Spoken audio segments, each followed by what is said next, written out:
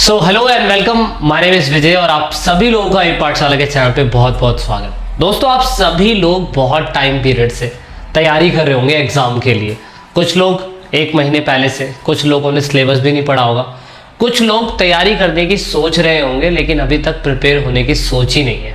अगर आप चाहते हैं कि सही मायने में 1 महीने के अंदर सिलेबस कंप्लीट हो, कैसे कंप्लीट किया जा सकता है, आप मेरी आई बटन पे एक आपको वीडियो मिलेगी, आप उसे जाके वॉच आउट करिएगा तो आपको कंप्लीट पता चलेगा कि 1 महीने के अंदर किसी सिलेबस को कैसे कंप्लीट किया जा सकता है। बट दोस्तों, हाल फिलहाल ये वीडियो उसके लिए नहीं है, क्योंकि सिलेबस कंप्लीट करने के लिए जो बच्चे बैठे हुए हैं, कुछ प्लान कर रहे हैं, कुछ सोच रहे हैं कि सही तरीके से सिलेबस कंप्लीट करना चाहता तो हूं मैं, पर कुछ ना कुछ डिफॉल्ट हो जाता है जिसकी वजह से मैं सिलेबस कंप्लीट नहीं कर पाता हूँ। दोस्तों, इसकी कहानी आपको क्या समझनी पड़ेगी, यहाँ पे क्या लूप होल्स होते हैं, क्या दिक्कतें हमारे सामने आती है जिसकी वजह से हम सिलेबस कंप्लीट नहीं कर पाते हैं और थक हार के फिर छोड़ देते हैं, और जो हम चाहते हैं कि 99% मार्क्स हमारे आए वो नहीं आ पाते। हालांकि तैयारी करने तो हम बैठे थे, हम तैयार भी कर रहे थे, पर सही तरीके से हम प्रिपेयर नहीं कर पाए।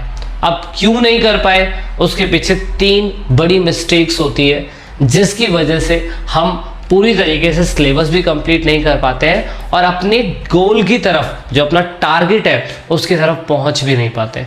डिटेल में नहीं बताऊंगा, बेसिक बातें बताऊंगा, जल्दी से आप इस चीज़ पे काम करिए और आप अच्छे मार्क्स लाओगे, रिजल्ट आपको दिखाई देगा और आप देखेंगे कि हाँ, आप लोगों के अंदर वो बदलाव हो रहा है।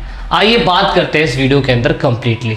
तो सबसे पहले बात करेंगे हम लोग रूटीन के बारे में। दोस्तों, रूटीन यानी कि जो भी आप सिलेबस कंप्लीट कर रहे हैं, अगर आपके उस सिलेबस कंप्लीट करने के अंदर रूटीन नहीं है, आपकी रोजमर्रा के हिसाब से अगर आप काम नहीं कर रहे हैं, क्योंकि आपका सिलेबस माउंट एवरेज इतना बड़ा है, अब चाहे आप 10th के स्टूडेंट हो, चाहे आप 11th के हो, 12th के हो, आप किसी भी स्ट्रीम के हो, अगर सिलेबस अगर आप देखें तो सिलेबस इतना आसान नहीं होता है कि आप उसे एक ही बारी में समझ सकें। मेन बात है, आपको रूटीन बनाना जरूरी है। आप स्कूल जा रहे हैं, ट्यूशन जा रहे हैं, स्कूल जा रहे हैं, ट्यूशन जा रहे हैं, या कहीं स्कूल जा रहे हैं और उसके बाद 8 घंटे सो रहे हैं, 5 घंटे स्कूल में जा रहे हैं, 13 घंटे आपके उसमें वेस्ट हो रहे हैं। लेकिन दोस्तों, आपको कंटिन्यूसली ऐसा रूटीन बनाना पड़ेगा कि आपको मॉर्निंग में 2 घंटे, इवनिंग में 3 घंटे, आप कैसे भी डेडिकेटेड होकर पढ़िए।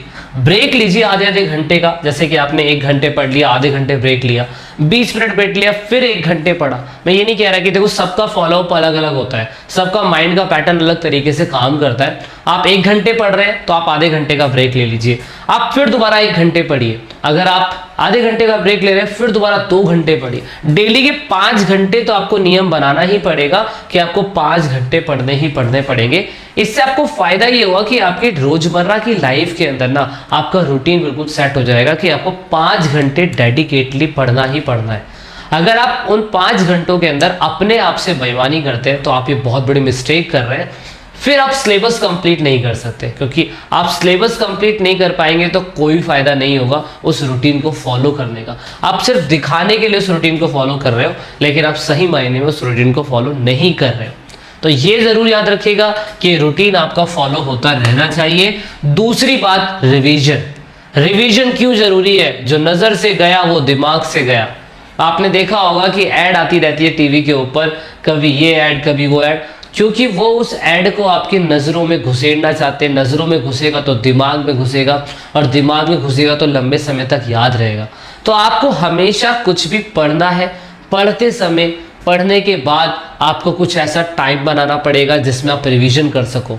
सैटरडे मिल जाए, संडे मिल जाए, आप पढ़ते समय नोट्स बना रहे हैं तो शॉर्ट्स में नोट्स बना लिए, पढ़ते समय वीडियो से रिवीजन करनी है, वीडियो से रिवीजन कर ली। या माइंड मैप एक अच्छा कॉन्सेप्ट है, कुछ भी पढ़ा है उसे एक बार रिवाइज जरूर करना पड़ेगा, क्योंकि अगर आपने रिवाइज नहीं करा ना, पढ़ने का कोई फायदा नहीं है। कंटिन्यूसली आप पूरी की पूरी रामायण की रामायण पढ़ जाओ, लेकिन पहले पेज पे क्या था भूल गए, क्योंकि भाई बहुत टाइम पहले पढ़ा था। आप 5वां चैप्टर पढ़ने बैठे हो, लेकिन पहले चैप्टर की कहानी क्या थी वो अब तो माइंड के अंदर इरेज ही हो चुकी है।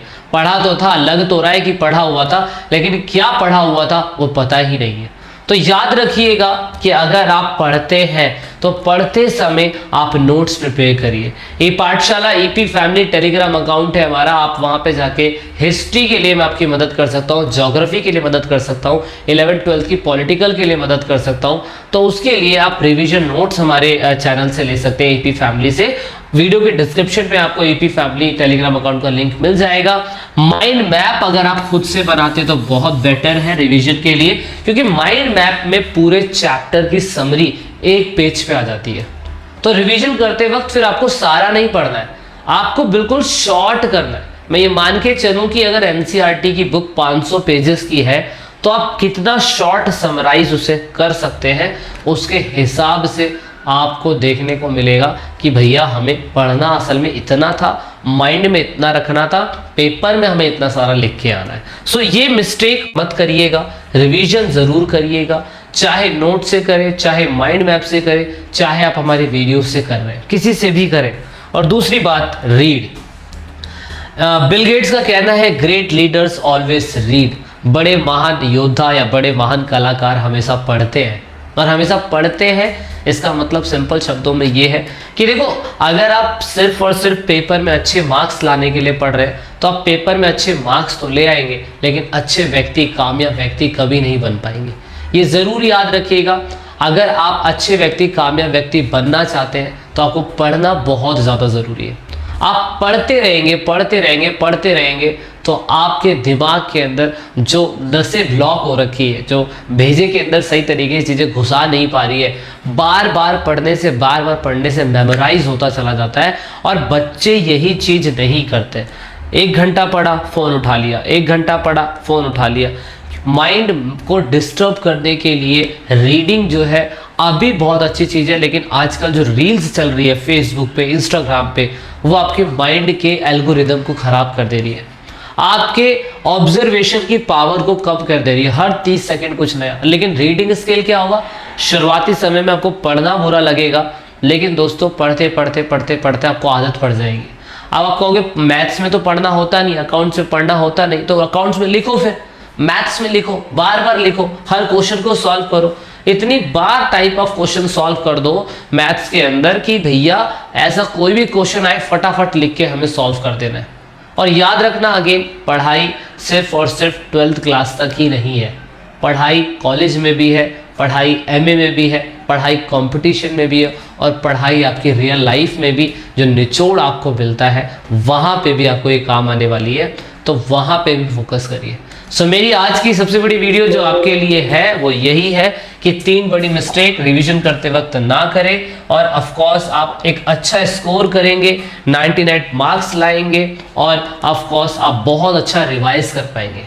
सो 3 मिस्टेक लाइफ में पढ़ते समय, सिलेबस कंप्लीट करते हुए कभी मत करिएगा। ओके, सो मिलते हैं नेक्स्ट लेक्चर सीरीज में। किस तरीके की वीडियोस चाहते हैं आप, मुझे कमेंट बॉक्स में ज़रूर लिखिएगा, हम उस पर काम करेंगे।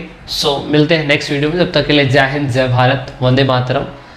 Thanks for watching the video till the and.